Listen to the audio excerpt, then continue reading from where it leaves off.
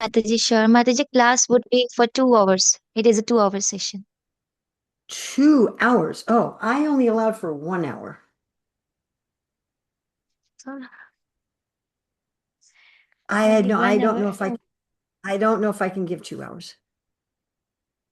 okay, Mataji. So we just want to hear from you in I one think it's hour. going to be more like, I think it's going to be more like 1 hour, Okay, okay. 2 hours, starting at 8 o'clock at night, and you would have it go for 2 hours. Yeah, I don't think I have 2 hours. Sorry. So I just want to give a little bit introduction of you, Mataji. Can I? Yeah, sure. Is this going to be also posted online anywhere as Yes, a Mataji. video? Yes. We are having our like a channel from like it is our coordinator channel, so we will post on there. If you want, we can share the link with you, Mataji, the class link or the recorded link. I'll give you the person to share a link with. Okay, okay, sure. So, Hare Krishna, dear devotees, please accept my humble obeisances. So, we are very honored to welcome Her Grace Urmila Mataji as a facilitator, as a one of the facilitator for our Bhakti Shastri course. And Mataji is serving ISKCON continuously since 1973. She is a disciple of His Divine Grace A.C. Bhaktivedanta Swami Srila Prabhupada. And I have heard that Mataji took first initiation through Srila Prabhupada, from Srila Prabhupada through email, and the second initiation in Email, my Philadelphia. dear, there was no email in those days. Oh, sorry, mail, by mail. Sorry, Mataji. Yeah, by mail. And yeah, so she is a senior educator in Krishna consciousness. Mataji has done her PhD in educational leadership, and she has also worked as a teacher, as a principal, as a school administrator for many years.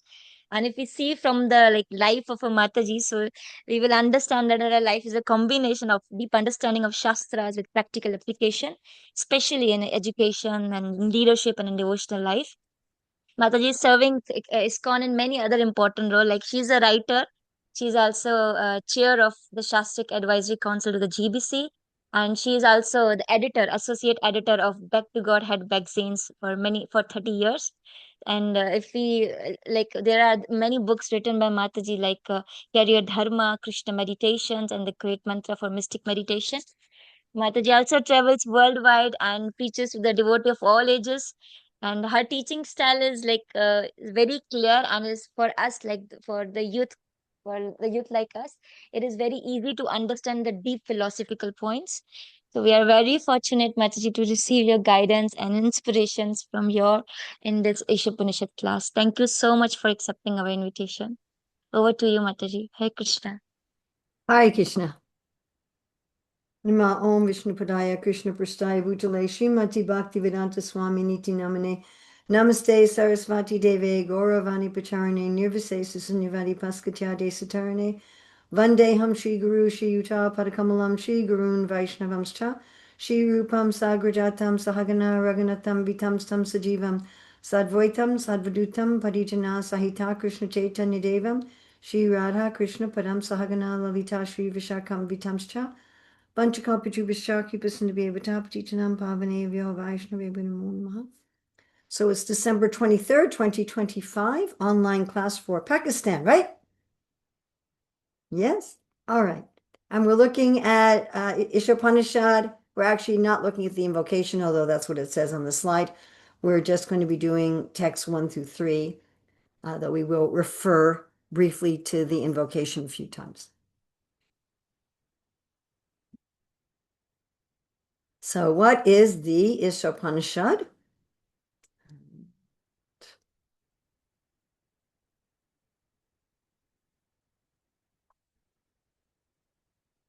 So Isha means a supreme controller, and Upanishad means to sit near a spiritual master to learn. Upa means near, Ni means down, Sad means to sit. And there are 4 Vedas, the Rig, Yajur, Sama, and Atharva. Sri Ishopanishad is part of the Yajur Veda. Yajur means instructions for performing sacrifice, and Veda means knowledge. Now, when we say sacrifice, that's an interesting English word that usually means to give up something that you like. What we mean by sacrifice is some sort of a ceremony or ritual to connect with the Lord. So Sri Isopanisad, the beautiful or splendid Isopanisad, it unlocks the secret to satisfaction and fulfillment. It defines good and evil. It reveals the Lord, and it invokes Krishna's mercy. So Srila Prabhupada was asked about who is the author of Sri Isopanishad and what he wrote in a letter to Chitsukananda on April 28, 1970. Regarding your first question, who is the speaker of Isopanishad? The speaker is the Vedas personified. In the Vedic age, a disciple heard from the spiritual master messages which were coming down in disciplic succession. So a disciple, whatever he has heard from his bona fide spiritual master, would recite. The Vedic mantras are known as Shruti, to hear from authoritative source and then repeat it, chanting. So there is no question of who wrote it. It is said that no human being has compiled them. Later on, before the beginning of Kali Yuga, all Vedic mantras were written in books. Most of them were done by Srila Vyasadeva Mahamuni and his different disciples. By the way, the personified Vedas, they like to watch Krishna's pastimes, and many of the personified Vedas decide they're people, why we call them personified, that they wanted to join in Krishna's pastimes as gopis. So when Krishna appears in this world, as some of the gopis that appear with him, some of the sadhana siddha gopis, are personified Vedas who are reciting this Sri Isopanishad.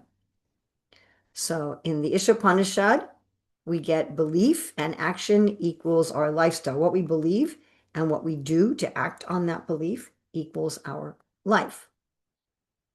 So what we believe and how we act are related.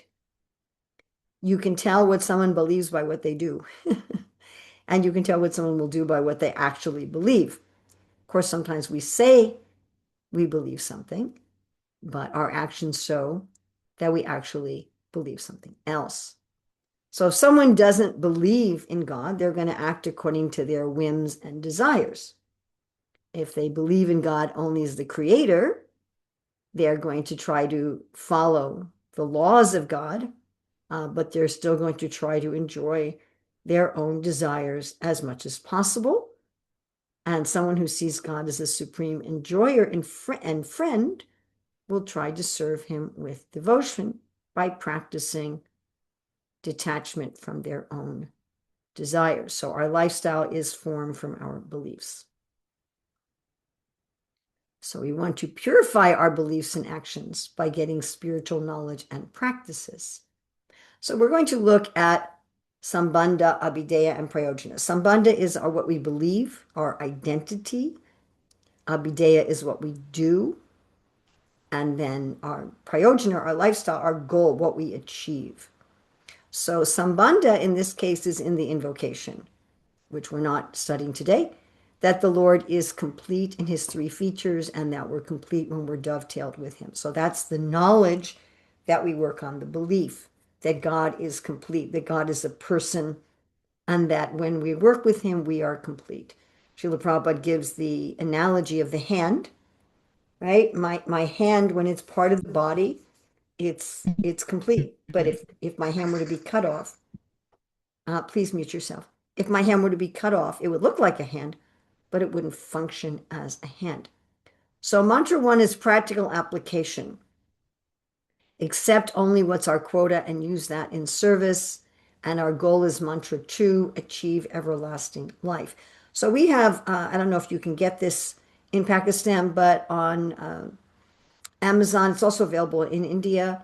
We have a guidebook that we produced to the Isopanishad, and Ishwar Prabhu publishes it. So here we understand the Isopanishad Chakra Shastrus that we're seeing through the eyes of scripture, that the Isopanishad gives us vision, guidelines, and prayers. And vision is in the invocation, mantras 1 through 3, mantras 4 through 5, mantras 6 through 8.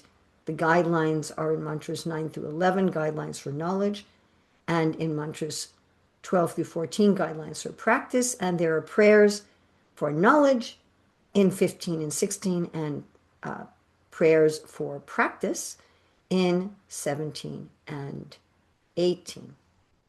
So what we're focusing on today is the vision section. We're focusing on this part of the vision section.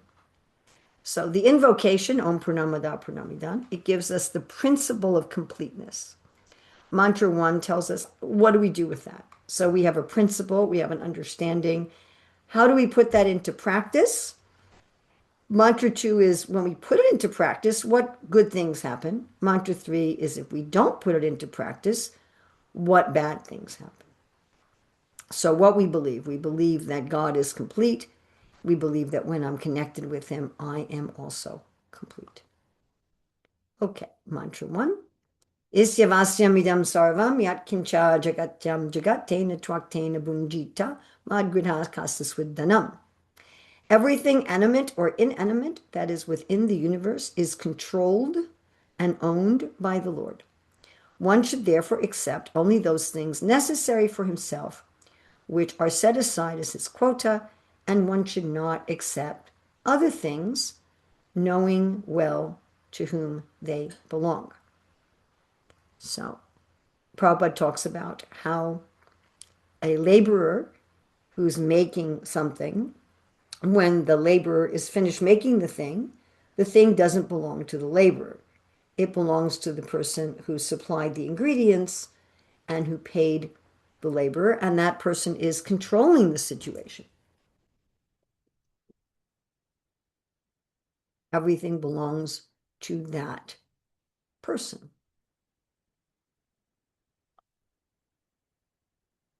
Everything belongs to the Lord. We should accept what he's given us as our quota. Only the Lord is actually the proprietor of everything.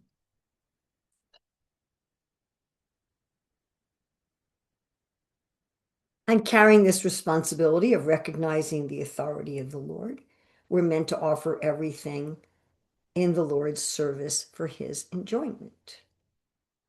We limit ourselves to our material necessities, and we gradually detach ourselves from material activities. By first offering everything to the Lord, we become attached to spiritual activities. Very interesting statement Prabhupada has here in this purport. He says the root of sin is deliberate disobedience to the laws of nature through disregarding the proprietorship of the Lord. Disobeying the laws of nature or the order of the Lord brings ruin to a human being. Conversely, one who is sober, who knows the laws of nature, and who is not influenced by unnecessary attachment or aversion, is sure to be recognized by the Lord and thus become eligible to go back to Godhead, back to the eternal home. Okay, let's look closely at some of these points.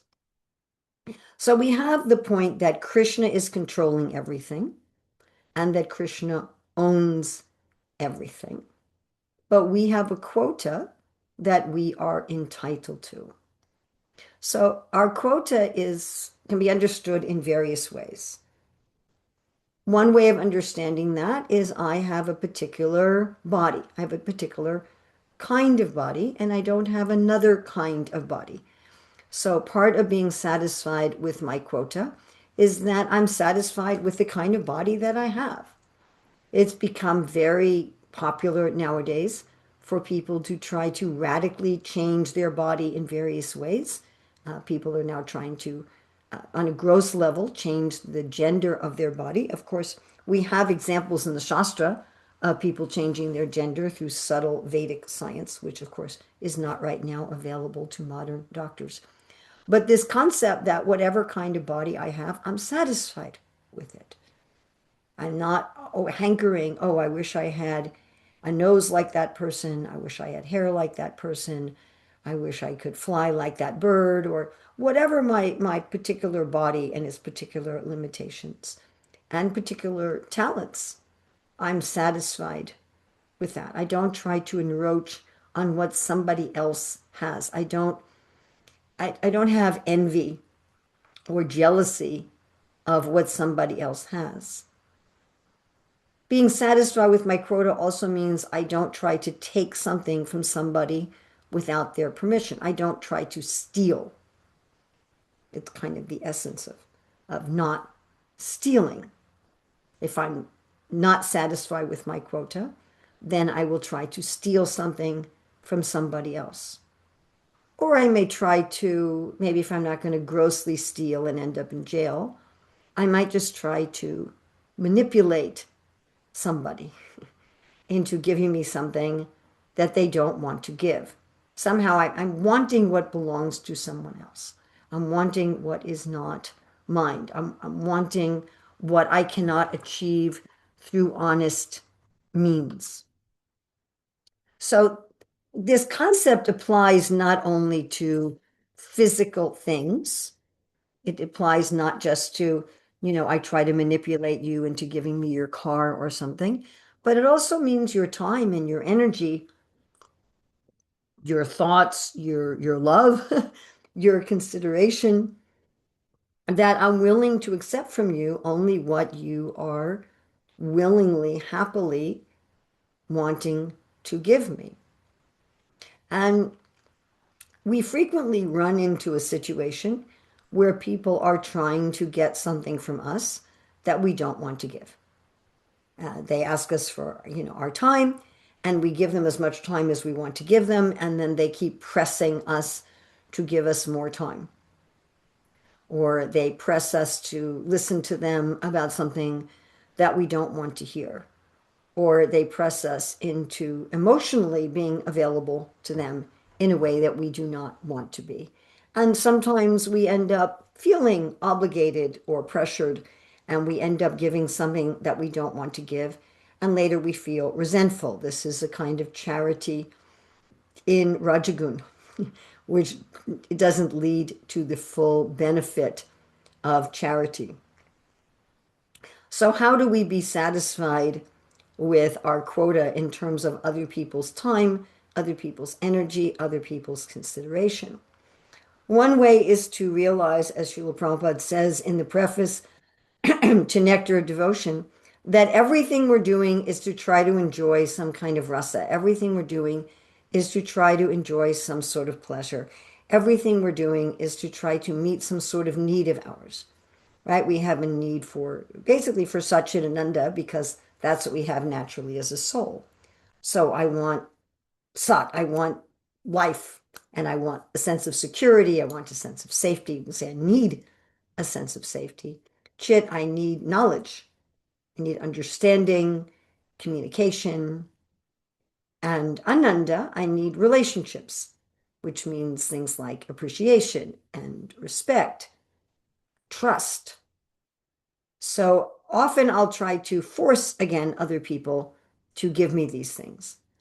But I can stick to my quota by saying, okay, well, I have some need as a soul for Ananda, which means I have a need for relationships. I have a need for connection, for trust, for consideration. And if this person isn't willing to give me that, how else can I get it? From where else can I get it? Ultimately, we're going to get our needs fulfilled only from Krishna.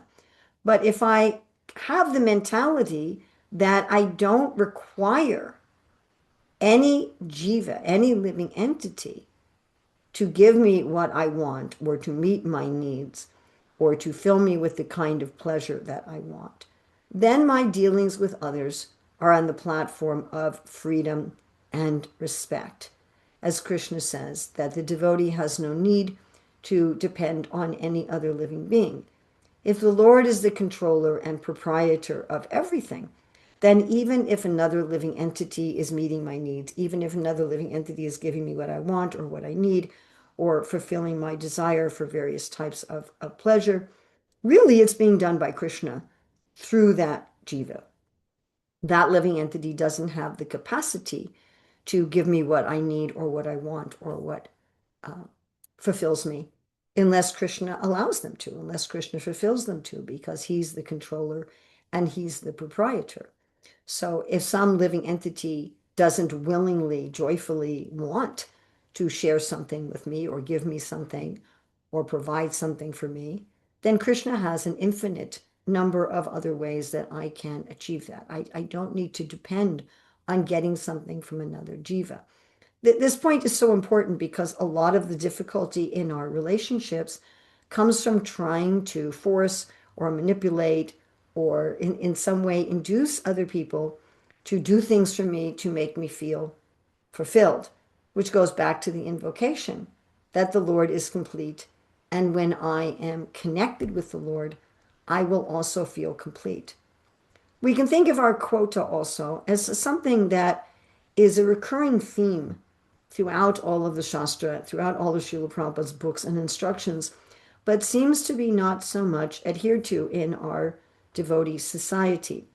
And that is our quota is what we achieve through honest work according to what Prabhupada will call our prescribed duties, or according to what Srila Prabhupada will call as our nature. He'll often call it our psychophysical nature. So each of us has a particular nature. We have a particular, you could call it temperament, a way that we want to be, a way that we want to contribute. Uh, this temperament or nature is understood in this world as varnashram. Varna is something that means how we maintain ourselves, how we have a livelihood, and ashram relates to how we spiritualize our particular stage of life. Prabhupada talks a lot in this purport about the laws of nature. He actually talks about it in the purports for all three of these verses, 1 through 3. And it always strikes me how Srila Prabhupada will equate the laws of nature with the laws of God. So one way we can tell what is our quota is what is it that comes to me through natural law, through nature. So I have my particular nature. I'm going to have a nature as a Brahmin, Kshatriya, Vaishya, or Shudra. So if I have a nature, let's say I have a nature as a Vaishya, so I'm going to want to expand wealth for the world. I'm going to want to give the world food or fiber or construction materials or the raw materials for medicine, or maybe I'm going to want to increase the wealth of the world directly through money. If I have the nature of Kshatriya, then I'm going to want to make sure that people are safe, that people are protected. I'm going to make sure that people have their necessities of life on a big scale, water and electricity, places for parking, healthcare, education. If I have the nature of Sudra, then I'm going to make sure that everything in the world is functional, that it's clean, that it's beautiful, that people have inspiring pleasures through art, through entertainment, through sports, uh, through basic care of the body, maybe in health or in beauty or something of that nature. If I have the nature of Brahmana, I'm going to want to make sure that people have what they need in terms of education, that people have what they need in terms of guidance and therapy and wisdom and healing on a more wisdom level. So I'm going to have these different natures, and acting according to the laws of nature and getting my quota means I maintain myself through the varna that is my nature. So if I have the nature of a Vaishya, where I have this unlimited thirst for increasing the wealth of the world, either through agriculture or business or trade or banking, and instead I try to do the work of a Shudra, then I'll ruin that Shudra work. Instead of being into the beauty of the craft, I'm going to try to make a big profit off of it, and I'll mess it up. So I won't be able to do honest work. Hmm? And if I have the nature of a Shudra and I want to create, say, beautiful objects, or I want to be in the performing arts, or I want to be in the service industry, and I try to do the work of a Kshatriya, I won't want to run into danger. I won't be energized by danger. I'm going to be more energized by maintaining the status quo. And therefore, when people are in needs of protection, I won't be able to do that. And if I have the nature of a Kshatriya and I want to protect people on a grand scale, and instead I do the work of a Vaishya, I won't be able to be profit minded. I'll be too generous. I'll give away everything, and then I won't put profit back into the business, and then the business or the agriculture will fail. That's what happened when the government took over the farms in the former Soviet Union.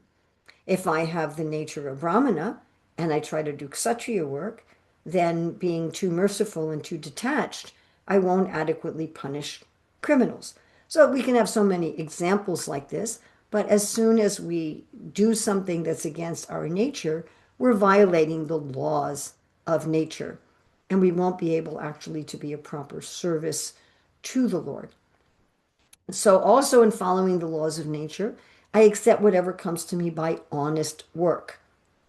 If I can't get as much money through honest work as I would like, then I change my standard of living. I was just talking to a devotee about this, and he was saying how that he and his wife had such and such plans for their livelihood and their income. And he said, if that doesn't work out, then we'll simply live more simply. We'll live within our means. Accepting our quota means that we don't go into debt. I mean, sometimes you have to go into debt to buy a home or to buy a car, but that in general, we don't go into debt, that we live within our means, whatever is. So we working according to the laws of nature, working according to our quota, is I see what is my psychophysical nature. I have a job that's in accord with that nature, and then I have a standard of living that I can maintain without going into debt, according to doing 8 hours of work a day, according to my nature. So that's another idea. Working within the laws of nature also means, again, that I don't artificially try to do the work of someone else's body. I don't artificially harm my body to try to do someone else's work. I mean, it's actually quite a simple concept. If something isn't within the laws of nature, then it's not within the laws of God. I mean, one other way we can understand this is sometimes people try to force themselves to be much more productive than they could naturally be biologically as a biological system. You know, people taking coffee and tea to take large amount of caffeine to push themselves very hard so that they can put in more hours and put in more work. And eventually they damage their body by doing this. So also getting what is our quota and being according with the laws of nature means that we work in such a way that we can sustain it in a healthy way, both physically and mentally, during the whole span of our life. Sometimes as devotees, we think, well, I'm supposed to just do as much service as I possibly can fit into 24 hours. And, then we don't take care of our physical health. We don't take care of our social, emotional relationships. We don't take care of our psychological health. And so we end up in a situation that's not ultimately sustainable because we're trying to do something that's beyond our quota, and we're trying to do something that's beyond the laws of nature. I think it's very significant that Prabhupada in this purport says that somebody who's sober, who knows the laws of nature, and who's not influenced by unnecessary attachment and aversion is sure to be recognized by the Lord and eligible to go back to home, back to Godhead. So to have this, who's sober, who knows the laws of nature, who's not influenced by unnecessary attachment and aversion, is going to be favored by the Lord. This point is also made in what I think is a very important verse in the Bhagavad Gita, Bhagavad Gita 264. So I'm sure a lot of you are familiar with Bhagavad Gita 262 and Bhagavad Gita 263, what we often call the fall down sequence. Right? By contemplating the objects of the senses, one develops attachment. By such attachment, lust arises. From lust, anger. From anger, delusion, bewilderment of memory, and loss of intelligence. So we all know that when we get really angry, we forget everything we've learned from the scripture. We lose our intelligence and we act very foolishly. And we know that anger comes from lust meaning not just sexual desire, but any desire where we don't think about the consequences of our desire, where I just want something so much, I don't care what the consequences are going to be. And getting to that point of such extreme desire comes from, first of all, attachment, and attachment comes from contemplation. So if I think about something often enough, then I'll get to the point where my desire becomes blinding as to the consequences, and that material desires always lead to anger because either we don't get what we desire, or we get it and it disappoints us in some way, or we get it and it's perfect, but then it's temporary. So in any one of those cases, not getting it, being disappointed, and losing it all bring us to anger. So Krishna is saying here in the Bhagavad Gita 264, which Prabhupada is echoing in his purport to Mantra 1, that we should be free from attachment and aversion. In 264 Bhagavad Gita, Krishna says that if we are free from attachment and aversion and we regulate the senses, then we'll get Bhagavad Prasad. We'll get, that doesn't mean samosas and pakoras. It means that we'll get the Lord's grace to help us because ultimately we need the Lord's grace. The same point is being made here in the purport that if we get free from attachment and aversion, we'll get the Lord's grace. Somehow or other in our Hare Krishna movement, we would benefit by giving more attention to this concept of being free from attachment and aversion. Being free from attachment and aversion very much puts us in a situation where we will be following the laws of nature and very much puts us in a situation where we will be satisfied with our own quota. So I should mention that right now, at least in the Western world, I'm not sure in Pakistan, but at least in the Western world, this concept of learning how to become free from attachment and aversion is becoming extremely popular. Now, mostly the people who are popularizing freedom from attachment and aversion are doing it from a Buddhist or a Voidist perspective. But the principle is there throughout the scriptures. All right, what does this mean, becoming free from attachment and aversion? So, all of us have a material mind. The mind is full of various thoughts, things we want, things we don't want, our various stories that we tell ourselves about our life and what's going on in our life. Our body and mind are also full of feelings, of emotions. Now, emotions are interesting materially. Emotions are very related not just to the mind, but also to the body. So, emotions can come from thoughts. I can be having a thought, and then I get a feeling from the thought, right? I have a thought, oh, I think they're making pizza today. And then I can have an emotion of excitement. But it can go the other way, that the body can first see or hear something, and that gives rise to different chemicals in the body. So someone says to me, you know, oh, why did you do this really foolish thing?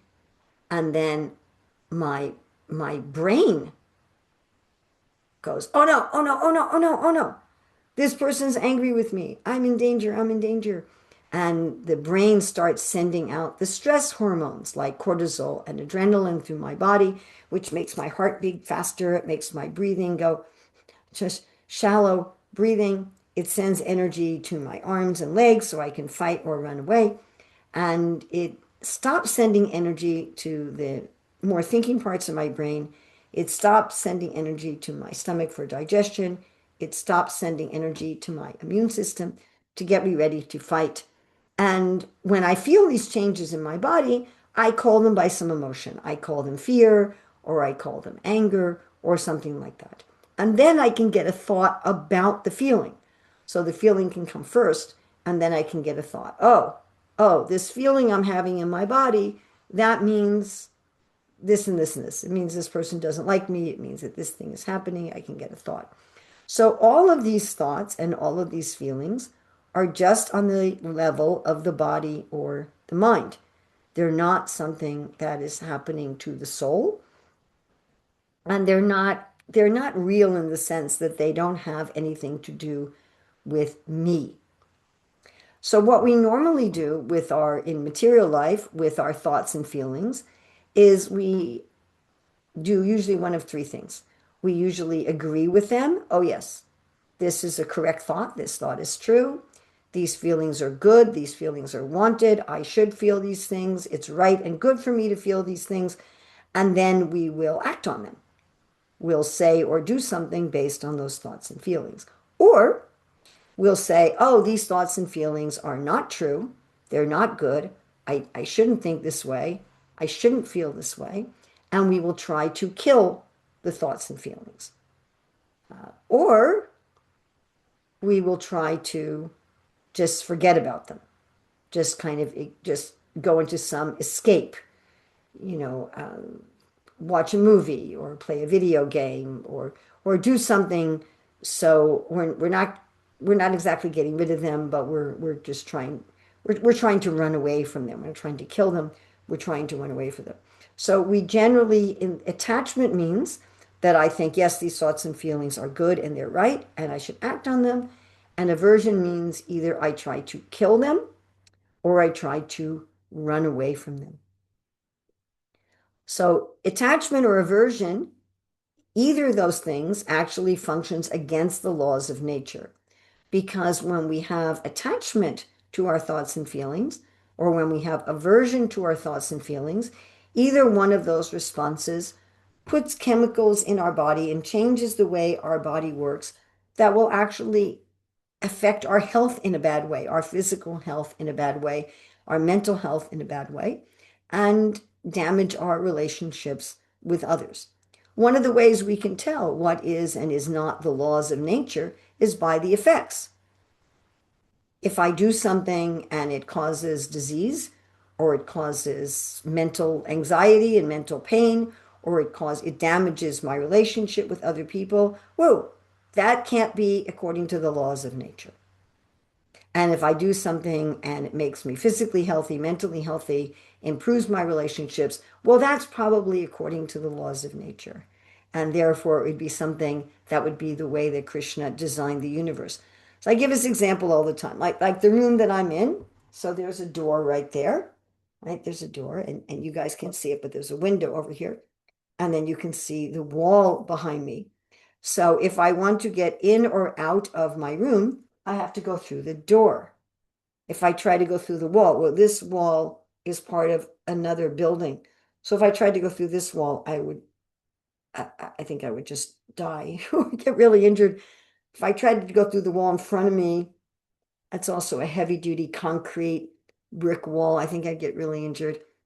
If I tried to go through this window, I would definitely have to break a lot of glass and get really injured. I'm on the ground floor, so I wouldn't fall and hurt myself, but it would definitely be painful. Whereas if I go through the door, it's very easy. So this material world is designed so that if we follow the laws of nature, it's like going through a door. And if we're breaking through the laws of nature, it's like trying to go through walls and windows. And breaking the laws of nature, again, means trying to get something that's not my quota. Actually, the thoughts and feelings of this body are not my quota. They are they're part of illusion. So to become free of attachment and aversion means I don't give in to those thoughts and feelings, nor do I try to kill them or run away from them, but rather I just see them as, oh, this is part of Krishna's energy.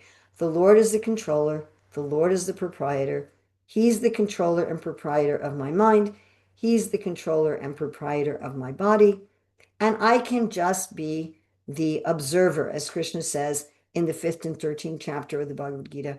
I'm not really doing anything. I'm just the observer. And then we go beyond that to I'm not just the observer, which is where the Buddhists and the impersonalists stop, but I am Krishna's servant. I am Krishna's servant. So it becomes more how can I use my nature? How can I use my body? How can I use my mind in Krishna's service? And in whatever situation I'm in, there's something that I can do that is of service. So I'd like to stop now at the end of mantra 1 for a bit and see if anyone has any discussions or questions. Okay, second paragraph of page 17. Well, but your book may have different pages than my book. So maybe you could actually, how do we realize how much quota we have? Okay. So if anybody has any questions, you can put them in the chat or raise your hand. And the organizer, if you could do a double spotlight for anyone who's raising their hand, for me and that person, that would be great. Okay, so let's look at Barka Hatwani. Can you do a double spotlight? There you go. No, not like that. Me and that person. No, so this isn't right. Okay, so I'm going to remove this and wait, like this. So I'm doing it this time, but if the host could do that, that would be really nice. Okay, Barka, yes. What's your question? Hi, hi, Krishna. This is Pooja Khattan, one of the thinkers. Hi. My question is that just like you said that sometimes like something that is not helping me with my mental health or can ruin my relations, I should understand that that's not like basically for me. Like that's like against the laws of nature. But Yes. if we see that if we think of in Arjuna's case, Krishna was there to guide him. If Krishna was not there, he was anxious. He thought that his relations would get messed up if he starts fighting, but still he fought. Mm. Then what guidance, like how about that guidance? Krishna was there to guide Arjuna, but for us, we get confused a lot of times. So is it for me or is it not? So that's the I confusion. like that. I like that. And I like how you're saying that Arjuna felt that not fighting would be following the laws of nature. And he was giving all these examples from Shastra, wasn't he? And he was giving all these logical, good logical reasons that he had to respect his elders, Yeah, not that he fighting. had to make sure the women's protectors were not killed on the battlefield, that he shouldn't be greedy for a kingdom at the cost of the lives of others, that if he got this kingdom, he wouldn't have anyone to enjoy it with, that he would be miserable anyway because all the people he'd want to enjoy with would be dead, Yeah. you know, that he'd be like, and and a lot of that actually happened. Like Yudhisthira really had a hard time enjoying the kingdom because so many people died. And, you know, he finally had to talk to Bhishma about it because he felt so guilty. Like, how can I enjoy this kingdom at the cost of all these people's lives? So, you know, there was a social disruption, in fact, from the war. There always is from a war. So how you can say, well, he just had Krishna to guide him, but Krishna is giving guidance for all of us in the Bhagavad Gita that we can all take. And the some of the guidance Krishna gave Arjuna that we can all take is Krishna said, you have kshatriya nature. And if you want to just go and be a beggar, that's not what kshatriya does according to their nature. So for you to follow the laws of nature means you have to act like a kshatriya because that's the kind of psychophysical nature that you have. And as a kshatriya, it is your duty to protect the citizens, and it's your duty, if possible, to rule, to have some job where you're protecting the citizens. And right now, the citizens are not being properly protected under Duryodhana. And nor is Duryodhana even giving you a minor facility to rule. He wasn't giving them even a village each to rule. So you're not able to act according to your nature. And this principle that each of us has a nature, our ashram is mostly according to age. You know, when we're young, we go to school. When we're in the prime of life, we get married and have a family. When we're in middle age, we retire. When we're in old age, we prepare for death. But it also, especially in the prime of life, especially from age like 15 to 50, 55, 60, we have to maintain ourselves. Krishna says no one can maintain their physical body without work. We have to do something to maintain ourselves, and we should be doing that according to our nature. And Krishna also says that there's going to be faults in any kind of work, like smoke covers fire, that we don't give up the work according to our nature just because it has some faults. So in this particular case, there were definitely faults in this battle, but the battle was instigated by the Kurus, not by the Pandavas. The Pandavas did everything in their power to make peace. So I think in our own life, we say, okay, what's my nature? What's my nature according to Varna? What's my nature according to Ashrama? And that's what I should do. Even though no matter what I do, there's going to be some faults. There's going to be some problem. And of course, Prabhupada will often say, Krishna is not here, but we have Guru, we have Sadhu, we have Shastra. It's not that we just have to figure this out all in our own mind. But we also, of course, we should be careful. We should be careful that we consult with people who actually will guide us according to Krishna's instructions. But we have Shastra, we have Sadhu, we have Guru, we have the general instructions of the Shastra for ourselves. And if some Sadhu or Guru gives us instructions against the Shastra, we should understand, hey, that's not what I should be doing. And then we judge by the result. We can try doing something a little bit and see what happens. Am I becoming more attached to Krishna, or am I becoming more in anxiety and more thinking that I'm the controller? Am I being filled with joy? When I'm doing something that pleases Krishna, I'll be filled with joy. Or am I being filled with anxiety? Am I doing something that's adversely affecting my physical, mental health? We have results. Am I feeling purified? Am I feeling more detached? So we also have that kind of subjective test. Got it, Mataji. Thank you so much. Is that okay? Was there anything else you wanted to ask in this regard? No, pretty much it. Thank you. Okay. So we have now Kashish. Hare Krishna Mataji, Tender Pranam. So Hare my Krishna. question, when we say about quota, my quota, okay. So a person is not limited to oneself. If I am saying about myself that I have enough, I have everything enough for myself. But when my family or my children is dependent on me and they have some desires, so should I put some more effort for my life for giving, fulfill their desires, or should I just think that this is my quota and I should not put more effort for that? So that's my question. That's a very, very thoughtful question. So if I have, say, dependent children, they're obviously not going out and working, they're only 7 years old or something, so they're not working. But it's still whatever I can earn by honest labor according to my particular nature is going to be the standard of living for them as well. I mean, their quota is to be my children.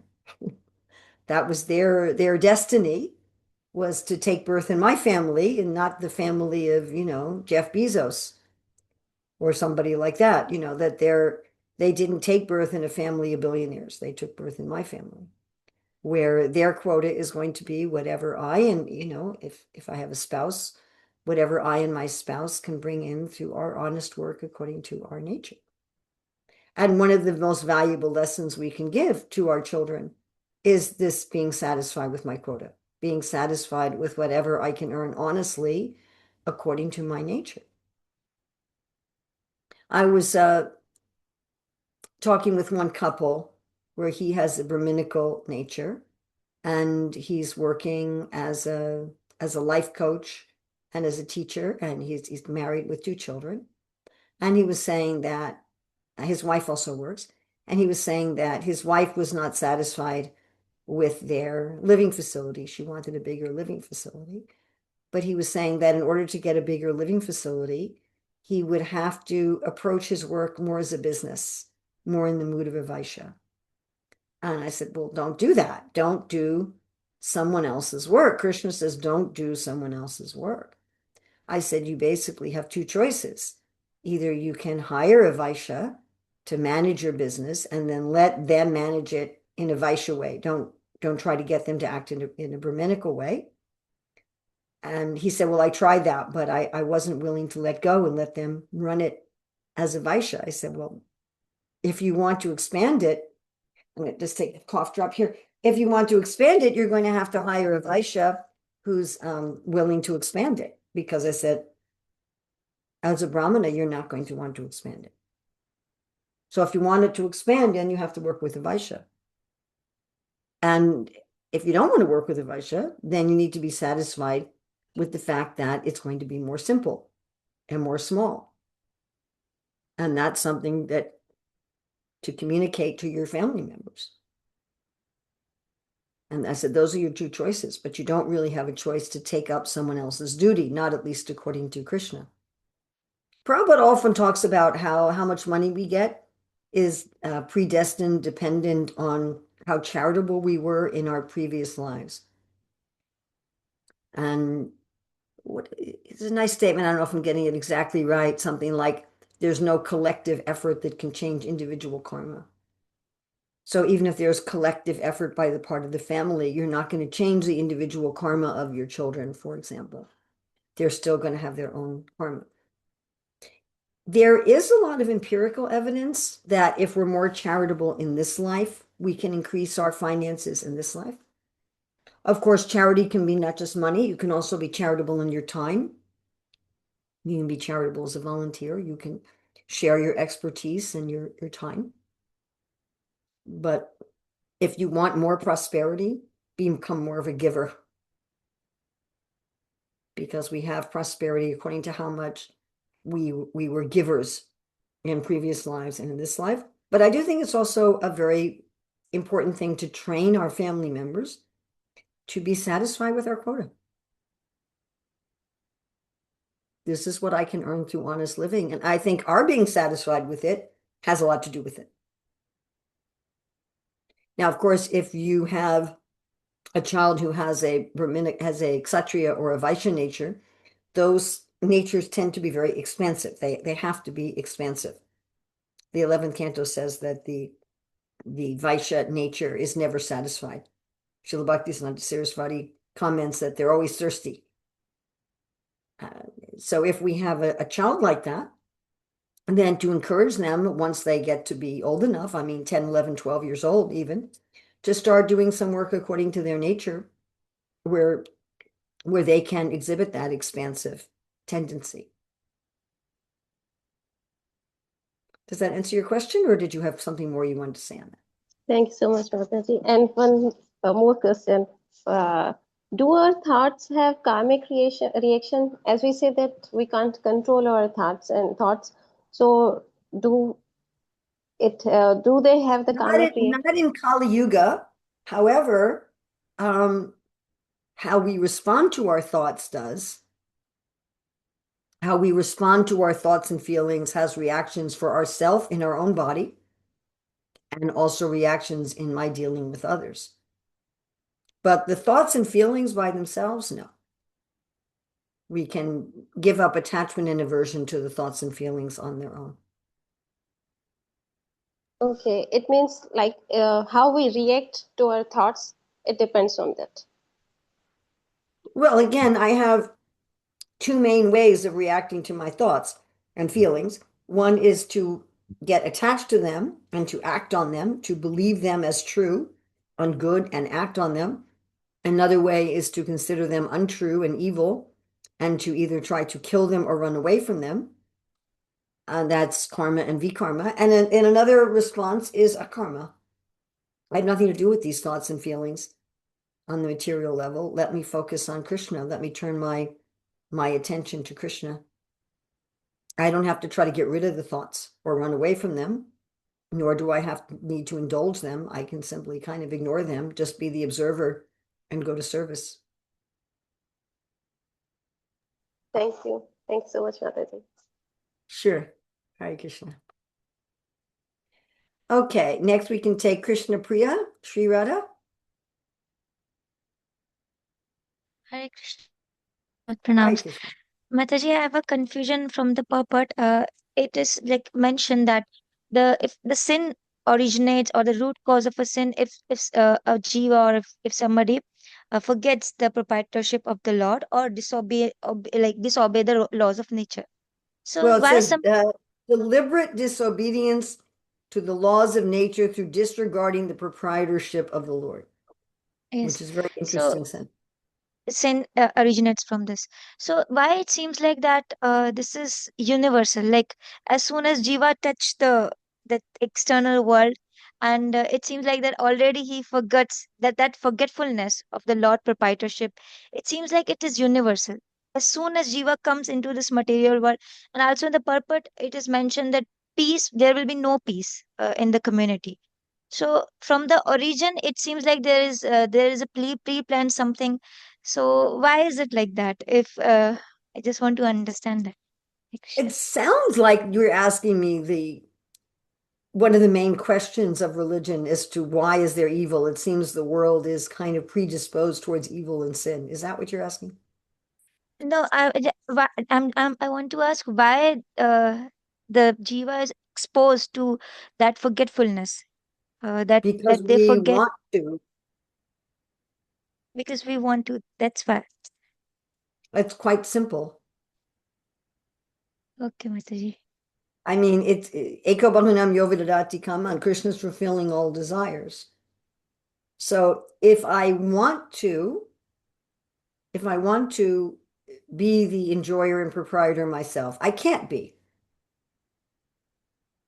It's impossible. I can't be the enjoyer and proprietor. I can enjoy through Krishna, but I can't enjoy on my own. Like my hand can enjoy through me. Correct? So Like we can if I say, want my hand to be hydrated, mm, then my hand has to take water and put it in my stomach.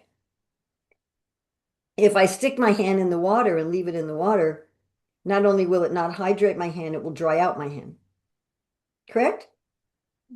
I mean, I can use my hand to put lotion on itself. So I could also hydrate my hand like that. I can get out some lotion and I can put some lotion directly on my hand, but I can only do that. I don't think there's that much lotion left in here. Let's see. This is getting all used up. Can't demonstrate this very well if there's nothing. Oh, here we go. Now I got more than I wanted. So I have this lotion here, and I can put the lotion directly on my hand, put it on my elbows, because since I got all this lotion here, put it on my knees, because I got too much from my hand. But even my hand being able to do that, even my hand being able to put lotion can only happen when my hand's connected to the whole body, right? So my hand's only going to get hydrated either through drinking water or using lotion when my hand's connected to the body. As soon as my hand's disconnected, it can't do that anymore. So if the jiva is thinking, I want to be the enjoyer, I want to enjoy directly, I don't want to enjoy through Krishna. It's impossible. So Krishna, though, fulfilling everyone's desire, gives the jiva an illusion that they're doing that. So this is an illusory world. It's real, but it's an illusion, like a computer game. It exists, but it's an illusion. You're not really doing the things you think you're doing in the computer game. Or a movie's real, but it's an illusion. You're not really doing the things the character's doing in the movie. You're just sitting in a theater watching lights flickering on the screen. So because the jiva wants to try to enjoy separately from Krishna, therefore Krishna has to remove the awareness that he's the proprietor.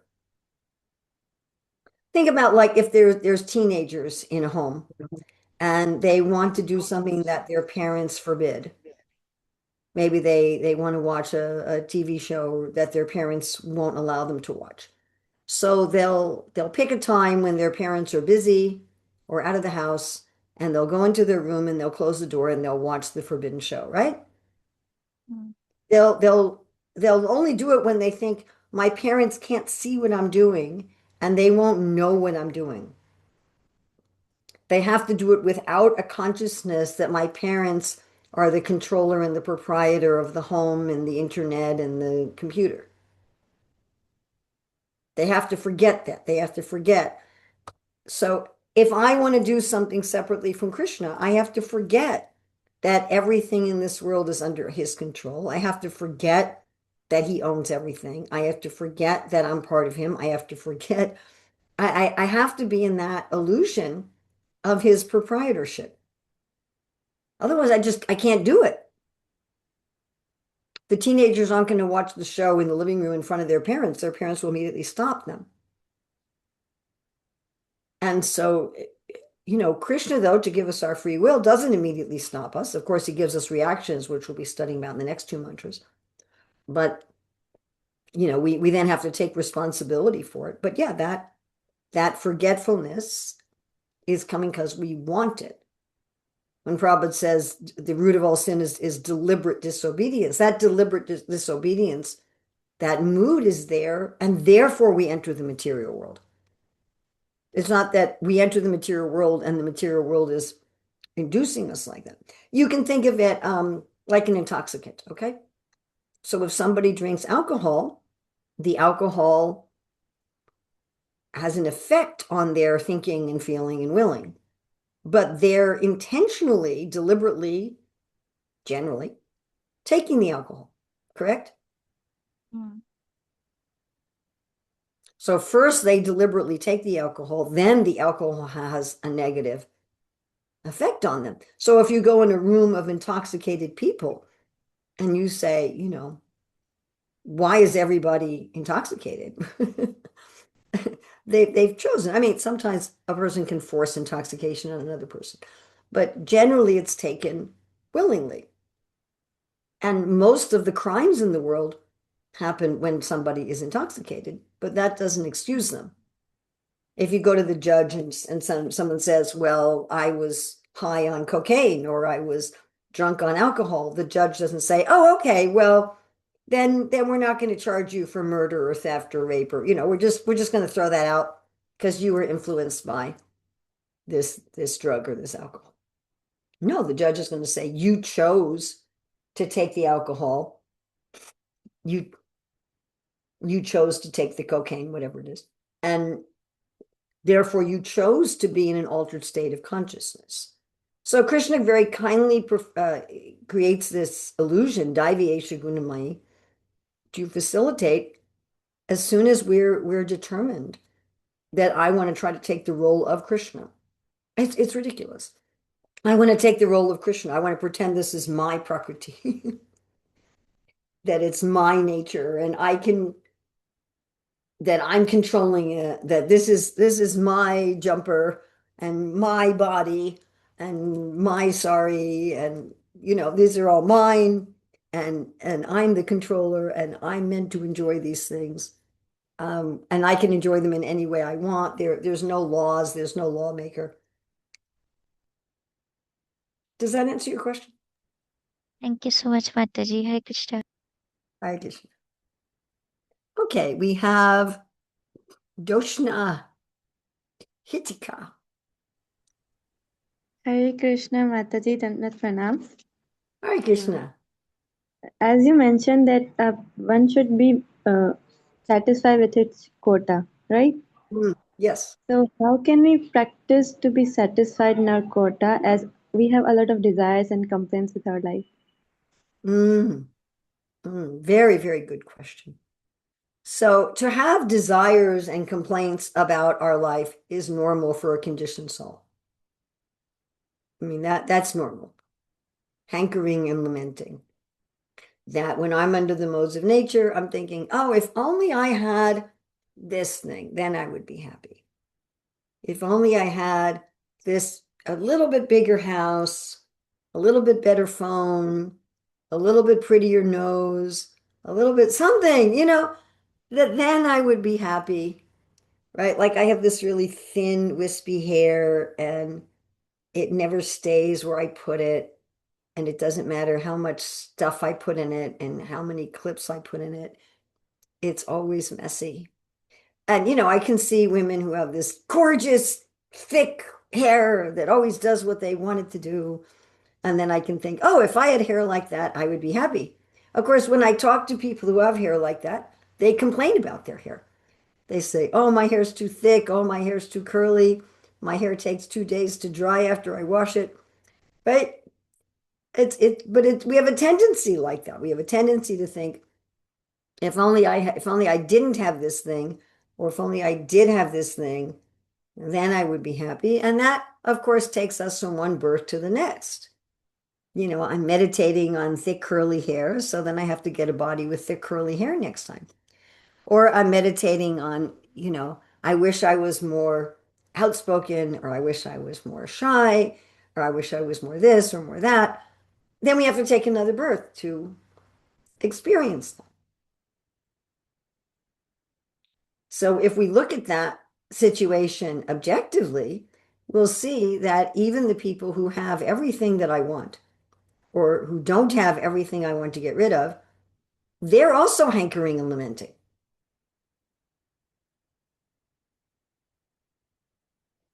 I guess this became quite clear to me. So I was 23 or 24. And so our second child was, my son was about 24. Our second child was about a year old. And I was going out with the ladies on book distribution regularly. My husband was watching our daughter. Our oldest son was in the Gurukula. So he was watching our daughter, and I would go out on book distribution. And in the evening, I would take hot milk and hear Krishna book with the other Sankirtan ladies. And so one day our daughter started chanting Hare Krishna. She said, Hi Dita, Hi Dita, Dita, Dita, Hi, Hi, Hi Nama, Hi Nama, Nama, Nama, Hi, Hi. It was really cute. And I got I was called to a meeting by the temple president the next day, and he said, we don't want you hanging out with the women in the evening anymore, because now they all want to get married and have kids because they see how cute your kid is. And it was funny to me because when I was going out on book distribution, I would think, why did I get married? Why did I have children? Why can't I be free to go out on book distribution all day like these other women? I can only go out for a couple hours because I have family responsibilities. So I was thinking I wanted to be like them. I thought, oh, if only I was like them, then I would be happy. And what I realized that day is they were thinking they wanted to be like me. I was thinking I wanted to be like them. They were thinking they wanted to be like me. And it was such a shock to me. It's like, oh, wow, they're thinking they want to be like me. And then I could see this is just silly. You know, I also saw, so when we lived in New York, there's many people that come to New York from the Caribbean islands. But there's signs all over New York. Take a vacation and go to the Caribbean. And then when I would visit the Caribbean, I visited some of the islands there. There they have all these signs. Go to New York. So it's exact. People in New York want to go to the Caribbean. People in the Caribbean want to go to New York. And you see this, and you're just like, this is just so silly. It's just silly. You know, I'm thinking if I could get rid of these things and gain these things or change these things, then I would be able to be the enjoyer and controller of the world. And I would have all my desires fulfilled. But we can find people who are like what we're desiring, and we see they're desiring something else. That unless somebody's come to spirituality, they're not satisfied with what they have. So uh, better to say, okay, let me be satisfied with what I can get according to my nature. Now, if you have a Kshatriya or Vaishya nature, you are going to be expansive. That's part of the service of being a Kshatriya or being a Vaishya. A Kshatriya wants to protect and care for many people as much as possible. A Vaishya wants to increase wealth for the world. If these people were just satisfied people, they wouldn't be able to do their duty.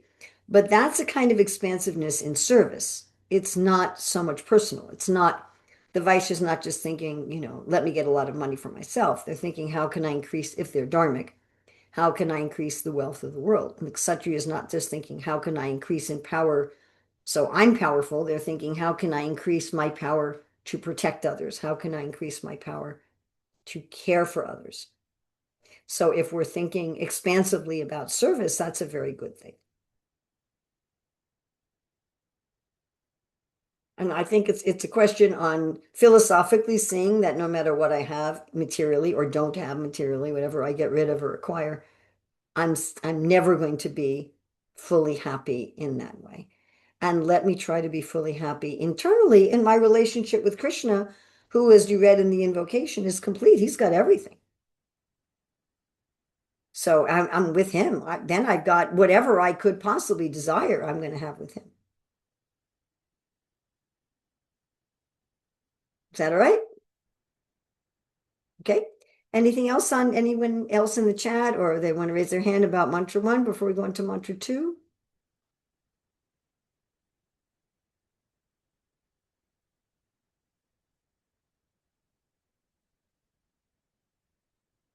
I think mantra 1 is one of the most important verses, of course, the invocation also. Krishna Priya Sri Radha, yes, you thought of something else. Mataji, I have a question. Yes. Oops. There you go. Yes, what's that? You're muted. Okay. Like what kind of nature it should be? Like how we will be able to know that that nature, and we should work on the basis according to that nature. It is a Okay. Well, that's more than I can answer in this class. So I work with another devotee to write a book called Career Dharma, which talks about how we can understand, one second, how we can understand what our nature is. And I give classes on this, and I've certified people who are coaches in this who can help people understand their nature. So we have the book Career Dharma. We have a course at careerdharma.net. We have individual trained coaches who can help people. And I think between the book and the coaches and the course, one can come to this understanding. That's more than I can discuss right now.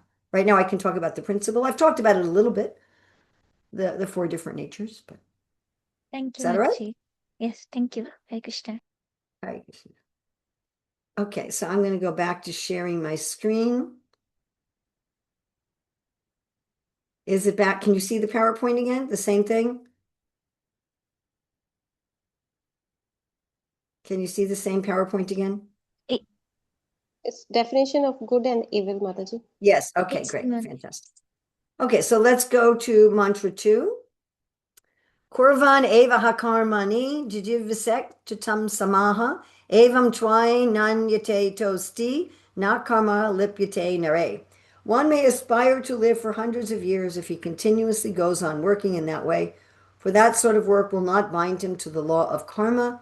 There is no alternative to this way for man. So this is the result. This is the result of our working according to the laws of God, being satisfied with our quota, being detached from attachment and aversion, and using everything in service.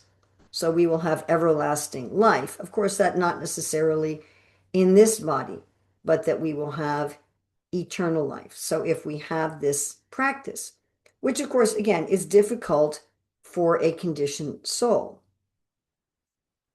So what's happening is we are taking body after body because we're not following the laws of nature and we're not recognizing Krishna's proprietorship. So we can go up, we can do karma, we're doing good work. We are following the laws of nature, but we're doing it for our own enjoyment. We're doing it not thinking of Krishna as the proprietor and the controller. We can do sinful activity, we can do work against our nature, or we can be violating the laws of nature. And then akarma means that we're doing work according to the laws of nature, according to our nature, accepting just our quota to please the Lord, to serve him in some way. I'm using my nature not just to get something for myself piously, but I'm using my nature to please the Lord. Bhagavad Gita 4:17 also talks about karma, vikarma, and akarma. So if we control our material will, then we're going to have freedom to exercise our spiritual will. So we can do karma. Karma, we can do pious activities and say, okay, Krishna, I'll give you the result, but I'm doing this primarily for my own satisfaction. And a karma, every step of the way, we can be thinking, how can I be of service in this moment? How can I be of service in this moment? How can I be of service in this moment?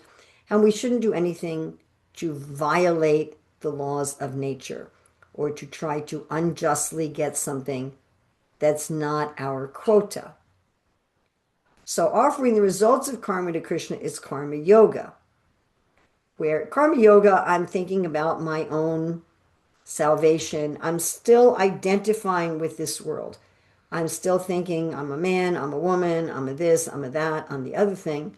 And Prabhupada says there's no harm in becoming a family man or an altruist, a socialist, a communist, a nationalist, or a humanitarian, provided that one executes his activities in relation with Ishavastya, the God-centered conception.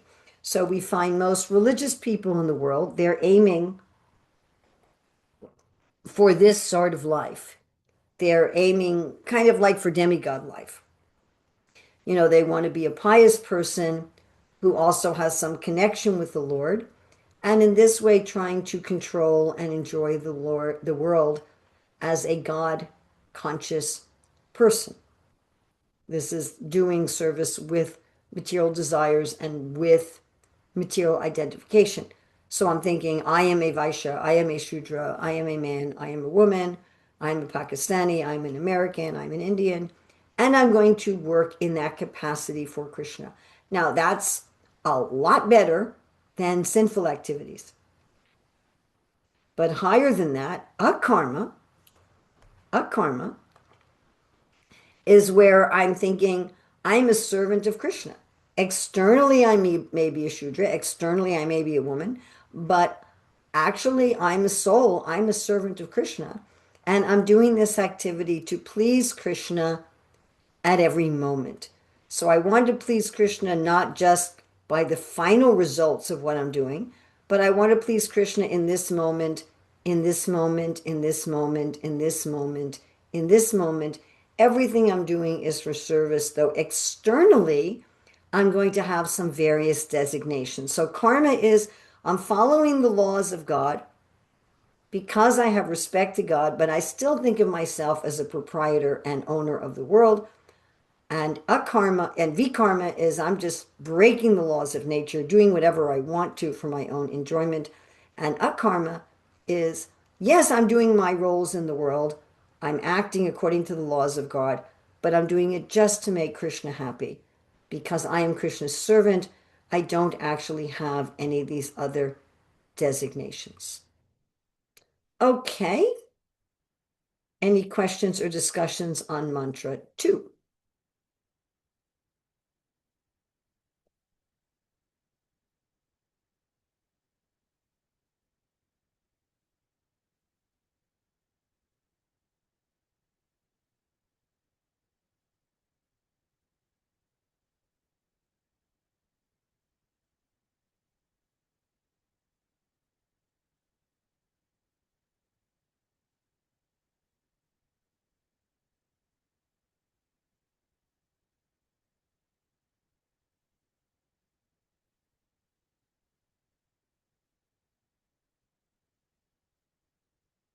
You can also put questions in the chat if you like.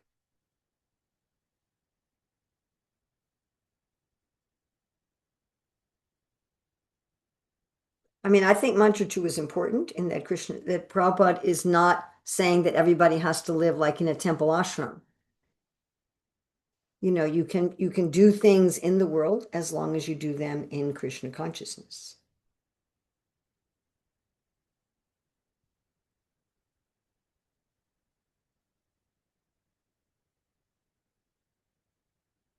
So we have one in the chat. How can we know our limits according to a karma?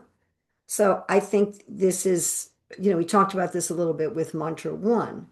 So we have the regulations of Shastra. What can we do? What can we not do according to our particular nature? We have the instructions of saintly persons. We should have the guidance of a spiritual master. And then we also judge by the result. So then I judge, okay, well, is this thing I'm doing, is it damaging my physical health? Is it damaging my psychological health? Is it damaging my dealings with others? Is it bringing me real happiness, genuine happiness, real joy? Is it bringing me peace? Is it bringing me purification? So we have those sort of objective and subjective standards. Kashish, yes. Yes, Hare Krishna Mataji. Mataji, I want to say that we all are just part and parcel of Krishna. So Krishna is present in everyone's heart. So when a person is doing a karma, means thing that should be avoided, why Krishna that time don't just say him inside that don't do this, this is wrong?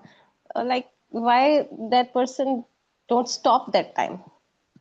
Hmm. Hmm. There's one place in Bhagavad Gita where Prabhupada says that Krishna is giving guidance for a person to go to the heavenly planets or go to hell, depending on their own desire. If Krishna doesn't facilitate all kinds of desires, then there couldn't be free will, because I couldn't execute my free will completely independently. Because Krishna is the controller and the proprietor, he has to facilitate all kinds of free will. Does Krishna let us know that things are bad? Yes, of course he does. And all over the world in different religions, there's shastric injunctions about what to do and what not to do.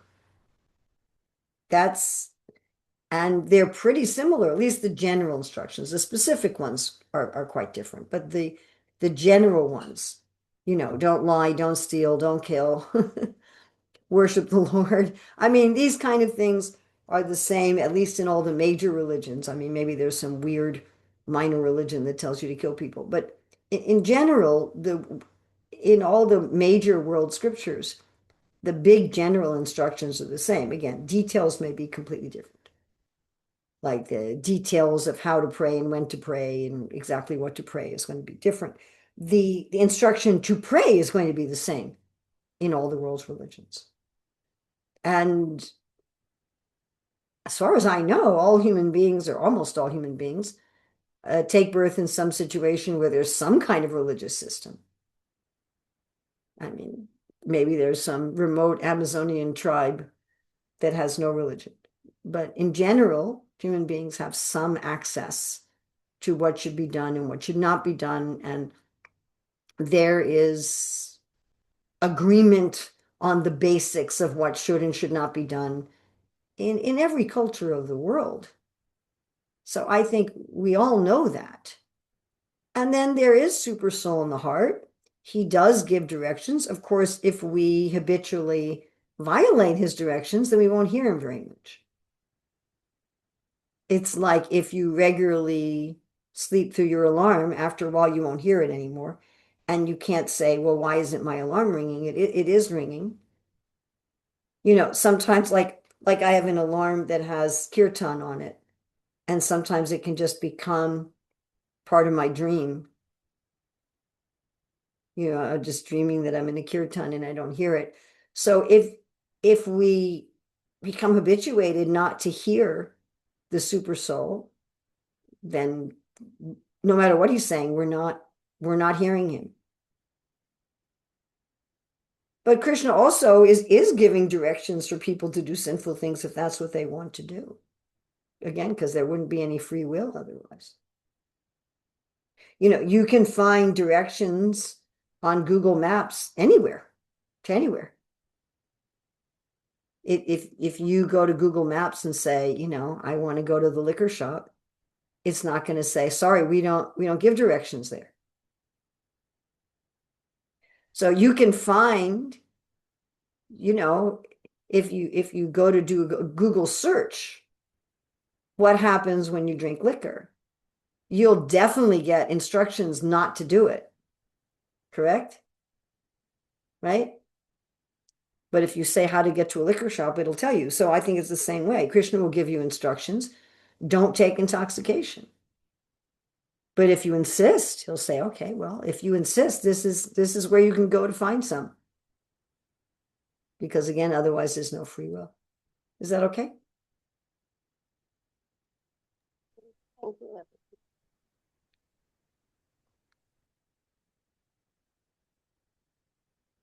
Okay, we have a couple things in the chat from Rashni Kumari. How can we offer the results of our karma to Krishna? Because we are doing karma according to our own will, then we would want to enjoy the results as well. Then how do we change that mentality? Oh, what a nice question.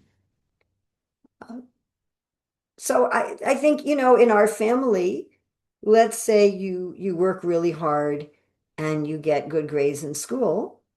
So you enjoy that, but your parents also enjoy that.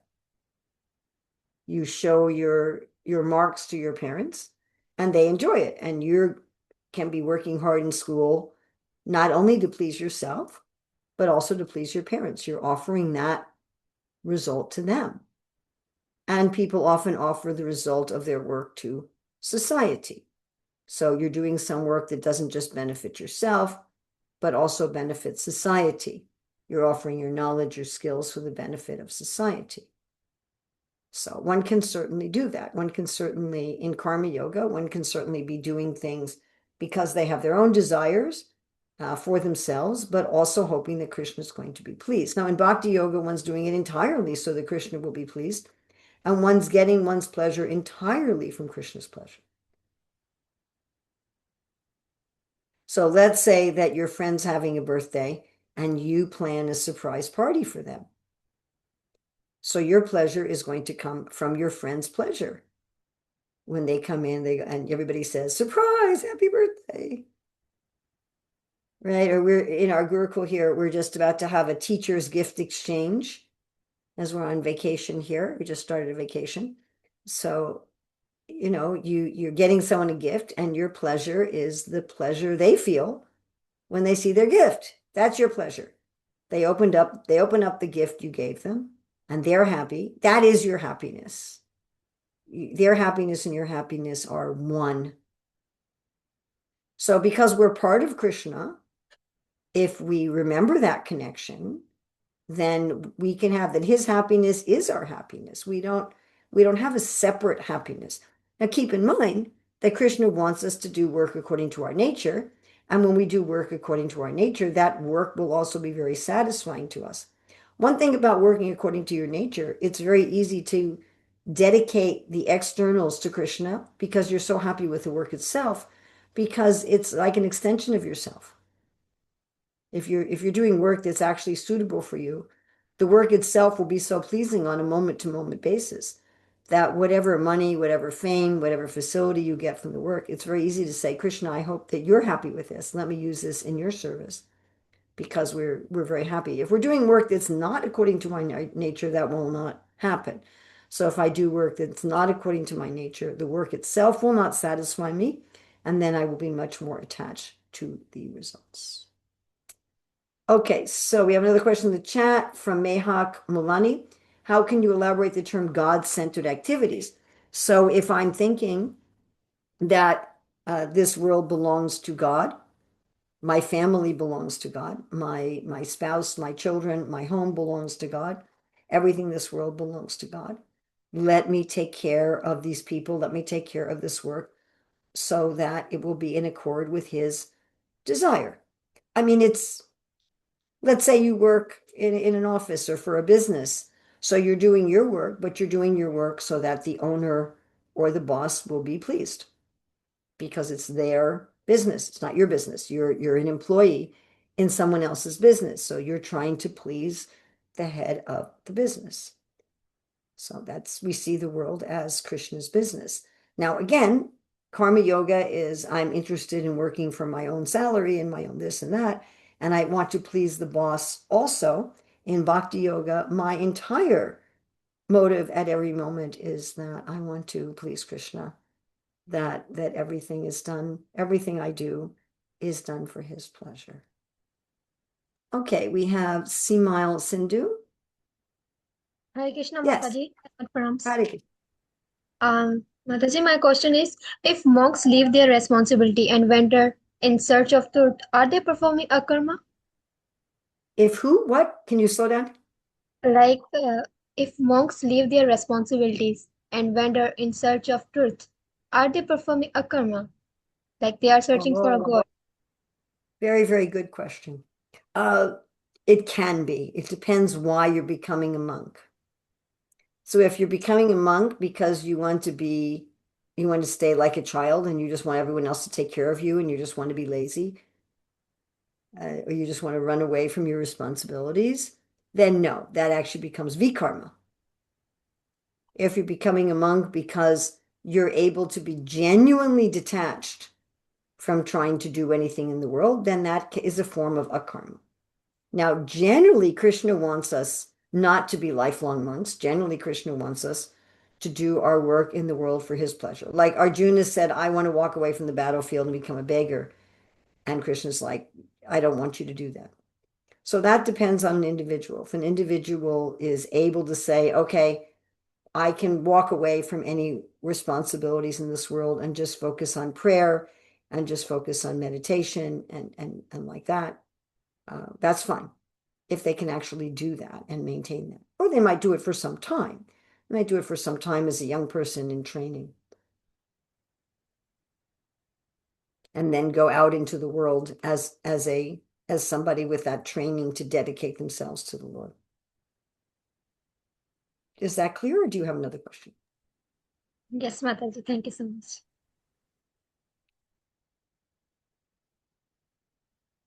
Okay, so we have another question in the chat from Roshni Kumari. Why does this happen that even after knowing that Krishna is the creator, we are still entangled in these material activities? Why it takes so longer to actually realize who we are? You're not going to like the answer to this question. The answer is because we don't yet have full faith that if I actually surrender to Krishna, I'll be happy. I'll get all my needs met. We usually take a while to fully get to that point. Why do we take so long? I don't know. I don't think there's a good logical answer for that. When I used to be a teacher of children, so I realized that we were teaching grammar, the same basic stuff in grammar we're teaching for years and years and years, over and over and over again. This is a noun, this is a verb, this is an adverb, this is an adjective. It's like 10, 12 years we're teaching the same stuff. And I remember thinking, why does it take everybody so long? I had one student who at 12 years old just kind of decided, I'm going to learn this. And she learned it. And because I was running an individualized school, she didn't have to learn it anymore. So how long we take to learn something in spiritual life really depends on us. That doesn't mean you can artificially force yourself to learn faster. Saying it depends on us doesn't mean you can like push yourself or force yourself. It's like, I'm just going to fully surrender to Krishna right now. I'm just going to do it. That doesn't seem to be effective at all. The kind of things that we can do to speed it up is to associate with people who have more faith than we do, and also to be willing to let go of our anarthas, to be willing to face ourselves. Last night I went and had prasadam at my granddaughter's house. So she and her husband have two boys, ages 5 and 7. They're almost 6 and 8. But anyway, so the 7-year-old, he had gone to his brother had something to drink, some juice or something, and he'd gone to his 5-year-old brother and he'd grabbed the cup out of his hand and drunk all of his brother's drink. And so his parents were telling him he had to apologize. So I spent some time with him working on what is an apology. And we went over the 5 parts of apology. So recognition, responsibility, remorse, restitution, and repetition. And so when we got to the responsibility part, I said, so what did you did wrong? Why? I drank my brother's juice. And what does responsibility mean? And he said, oh, responsibility means actually admitting what I did wrong. And when we looked at all 5 parts, and I said to him, what do you think? Remember, he's 7 years old. And I said, what's the hardest thing for people to do? He said, probably the responsibility part. I said, yeah. Actually admitting, what did you do wrong? I said, now, what did you do wrong? We already said you drank the juice, but what did you actually do wrong? And we came down to understanding that he broke his brother's trust. I said, just like I'm coming into your house, I said, I can come into your house at any time. Why do your parents let me come into your house? And he's like, because they trust you. And I said, yeah, and your parents can come into my house at any time. They have a key to my house. I said, what does that mean? I said, they're trusting that I'm not going to break their things or steal their things. There's that level of trust. And when you take something, when you take your brother's juice, you're stealing it. And what are you doing? You're breaking the trust. So it's hard to admit that. And he was able to admit it. He was able to write a proper apology. And I said to him that the fact that you were able to admit your responsibility and to write a proper apology is very extraordinary. But it's exactly this problem why it takes us so long, because we're not willing to write Krishna a proper apology. We don't really take responsibility for our anarthas. We don't even want to see our anarthas. We don't want to admit to ourselves that we have them. Krishna already knows that we have them, and we don't want to see them and let go of them. So generally, it takes some time and some faith and some practice over a long time. Unfortunately, it doesn't have to. It doesn't have to take a long time. We could, as Prabhupada would say, become Krishna conscious in a moment, but generally it does. Okay, so we have a question here going back to mantra 1. As beginners, how can we apply mantra 1 gradually in daily life without discouragement? I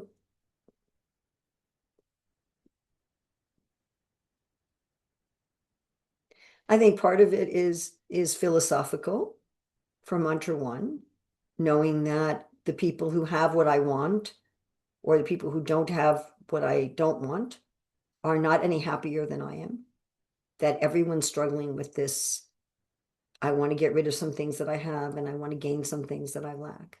That everyone is struggling with that. It doesn't matter how rich you are. It doesn't matter. People like Elon Musk and Jeff Bezos, they also want more and different. I mean, Elon Musk just recently signed a contract that he'd be getting paid $1 trillion a year. Why? Why? He already has more money than he can possibly spend in his lifetime, and still he wants more.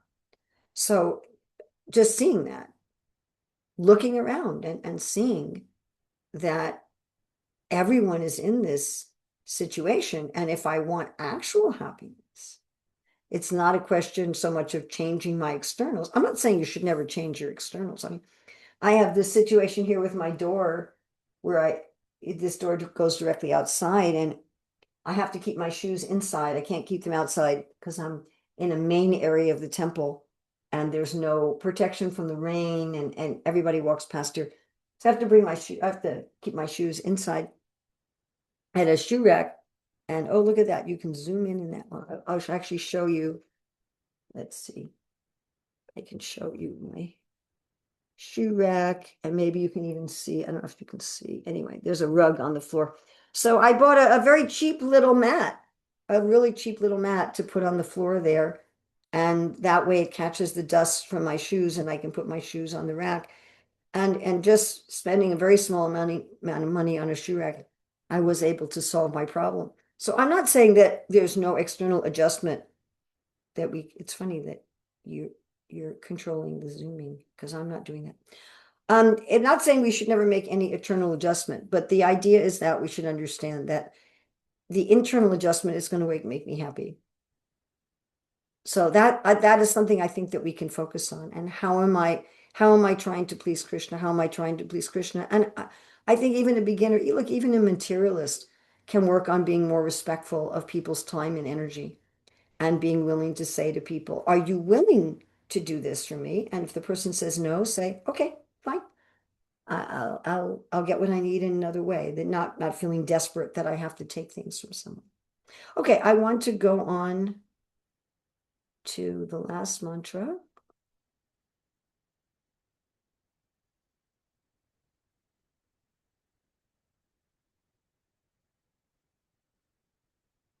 Asurya namate loka anenda tamasamvrita tamste pretya bigachanti ye che chatmahano janaha. The killer of the soul, whoever he may be, must enter into the planets known as the worlds of the faithless, full of darkness and ignorance. So this is what happens when we don't follow the Ishyavasya principle. When we follow the Ishyavasya principle, we get to go to the spiritual world and be happy. When we don't follow it, we have a problem. All right. Mantra 3 says that those who neglect those activities will enter into the worlds of darkness and ignorance. And Prabhupada talks about the value of human life. And if we don't use our human life, we're like a killer of the soul, although the soul, of course, can never be killed. We may have to enter into lower animal births and keep suffering. Prabhupada talks about the suras and the asuras because we have this word asura in the verse. So those who are cognizant, those who are aware of these responsibilities and who work in that spirit are asuras, godly persons. Those who are neglectful or have no information are asuras. We're a given facility in human beings. We have a much more comfortable life than the animals. We don't have to live outside in all kinds of weather and grab our food here and there all day. We have a much more comfortable life because our life is more valuable. But if we don't take the spiritual life, we're considered Atmaha. Okay, we're going to just summarize this part of Isopanisad. So this is also summarizing the invocation. Personality of God is absolutely complete and perfect. Everything and everyone is coming from him, yet he remains a complete whole. And therefore everything is controlled and owned by him. One who understands this truth will only take what they need and use everything in Krishna's service, knowing everything belongs to Krishna, and in that way they live an everlasting life unbound by material energy. However, if one doesn't understand this truth and takes more than they need in an attempt to enjoy separately from Krishna, they lose this opportunity of the human form of life. So we have some rhymes to remember Isopanisad. So this is rhymes from the introduction through mantras 1 through 3. But our rhyme for mantra 1 through 3, our quota is given to serve the Lord. Our future is black if we simply hoard. Our quota is given to serve the Lord. Our future is black if we simply hoard. So I hope that you enjoyed this presentation. If we have any questions on mantra 3, we can take those.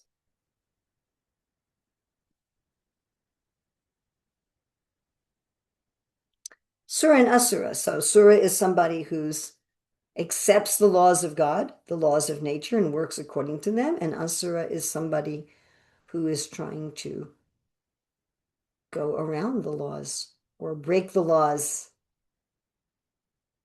Someone who's not respecting God's laws, someone who's not respecting nature's laws.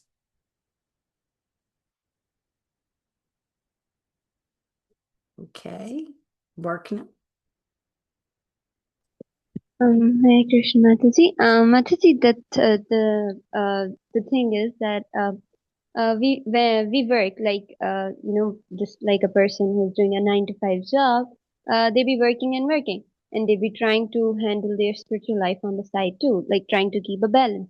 But by doing the job, sometimes it's just like they become so entangled.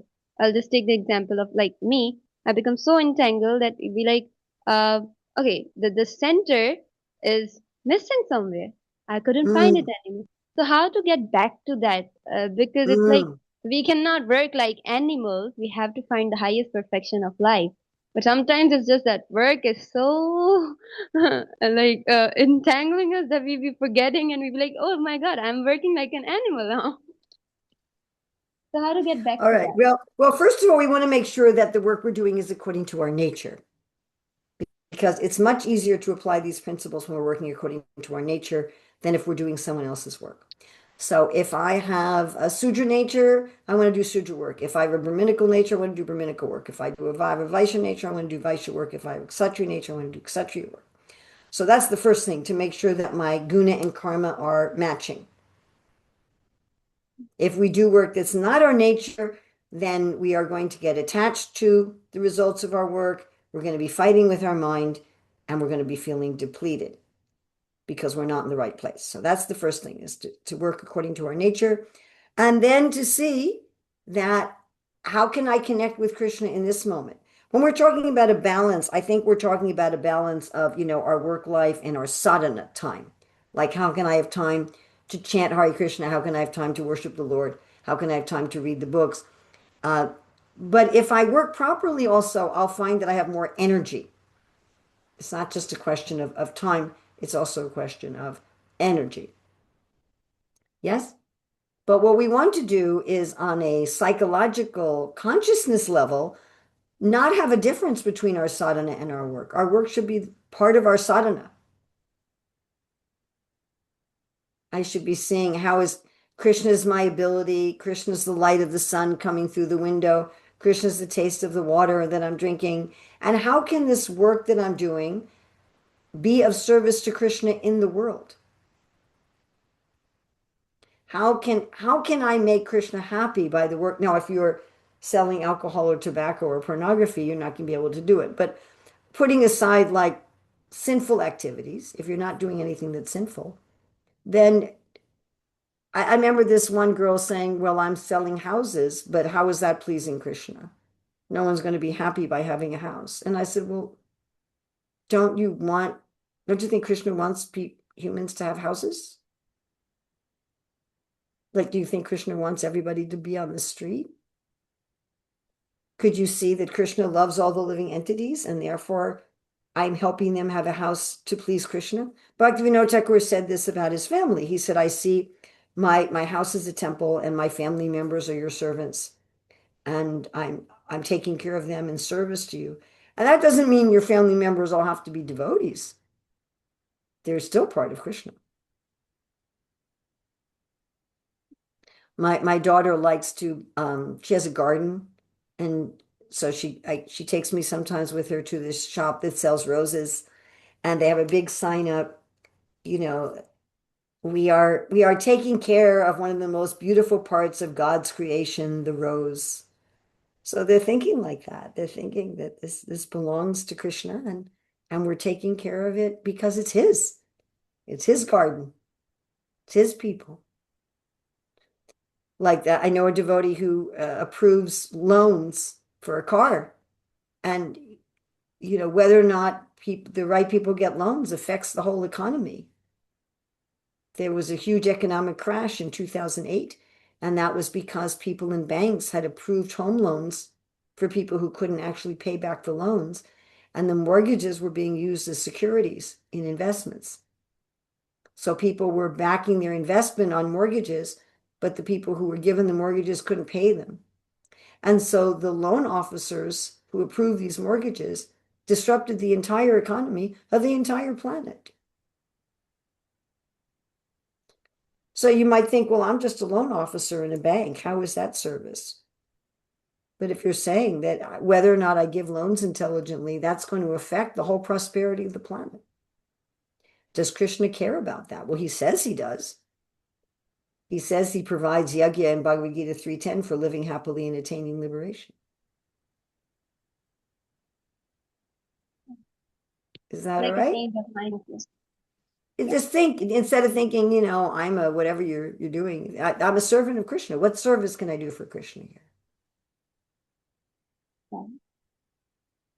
Thank you, Mataji. Is that all right? Yeah. Okay, we have a nice question in the chat from Nikhil Mehta. As we discussed, a person should always be satisfied with whatever he is getting, but if he would not be having a higher goal, then how could he grow as a family man? Become some discussions among male devotees is that serving through donations is also very much required through the mission.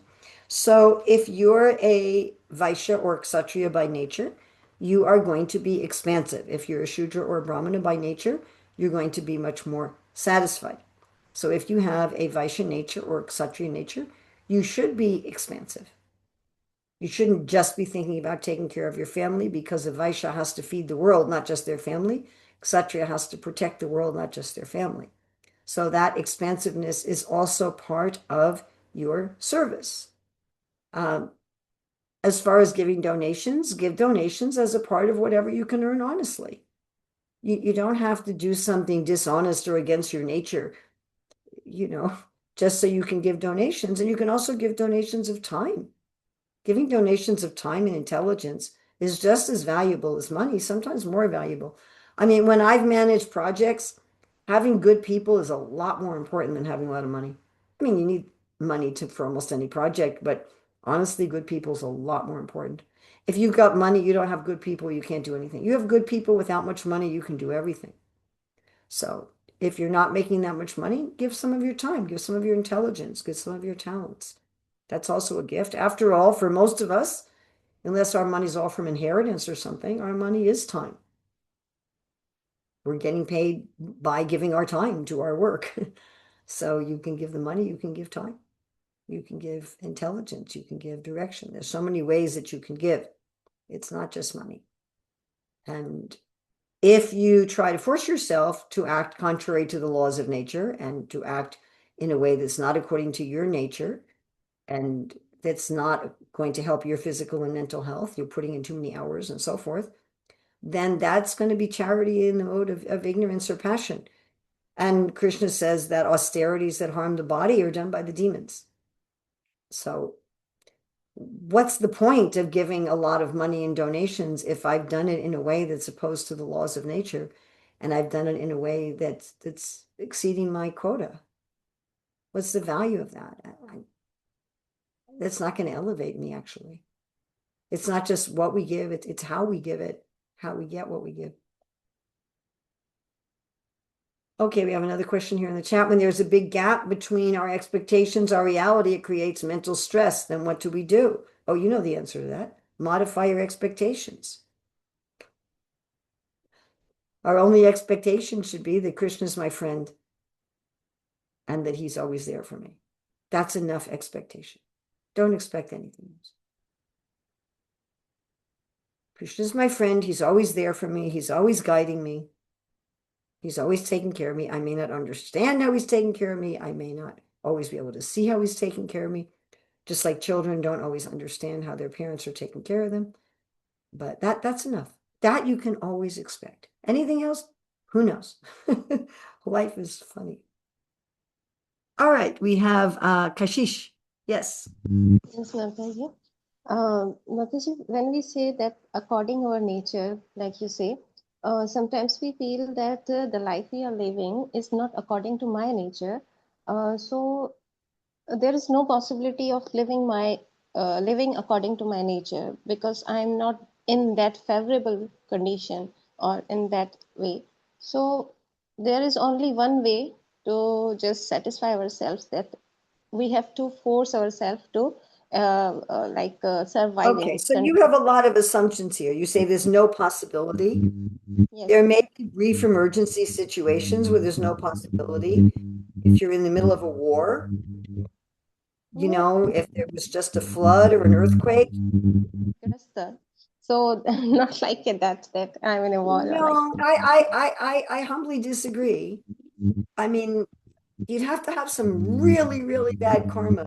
Like maybe in your past life, you were forcing people to do things that they hated that wasn't according to their nature. Maybe you were like really evil, but that's rare. That's rare. So because Krishna is saying repeatedly that he wants us to work according to our nature. Krishna is saying that. So because Krishna is saying that, it's his desire. If we make an effort to do that, Krishna will help us.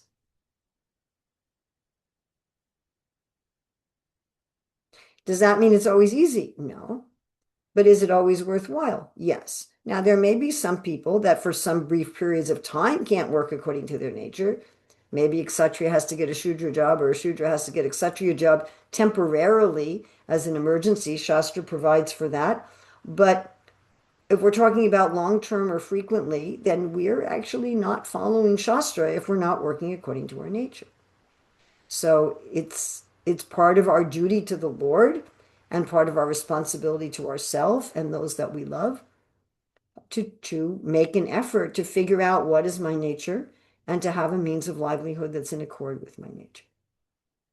That may take some time, it may take some effort. One may have to do something that's not one's nature side by side for a while so that there's, you know, you're not in poverty. We talk about this in our Career Dharma book, but to say it's not possible, that's only true for a minority, a tiny minority of people. So people who have absolutely terrible, terrible karma, you know, or there's some kind of horrible situation in terms of war and natural catastrophe or that kind of stuff. And most of those are temporary situations. But if we're talking about permanent, lifelong, where there's no way of working according to your nature, then I'd say the person must have been extremely sinful in their previous lifetimes. And again, that's not the norm, because Krishna wouldn't ask us to do something that is impossible for most people to do.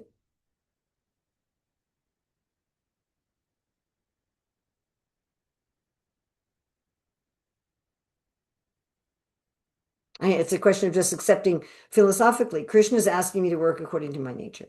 He's saying that over and over again. The Shastra is saying that over and over again. And so there must be a way to do it because it's Krishna's desire and he's the controller and he's the proprietor. So once I decide that, then I can start seeing the way forward.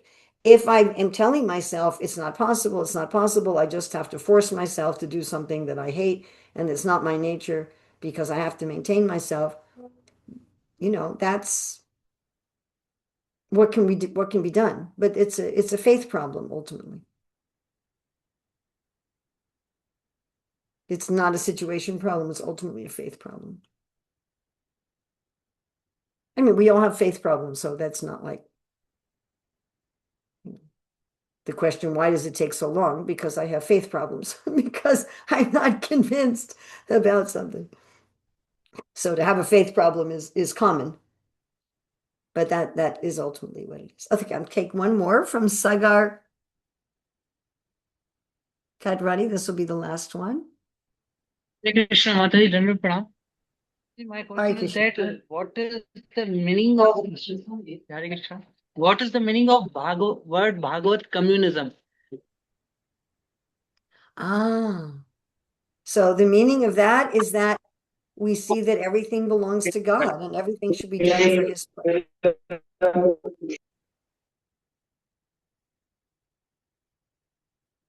That's very simple.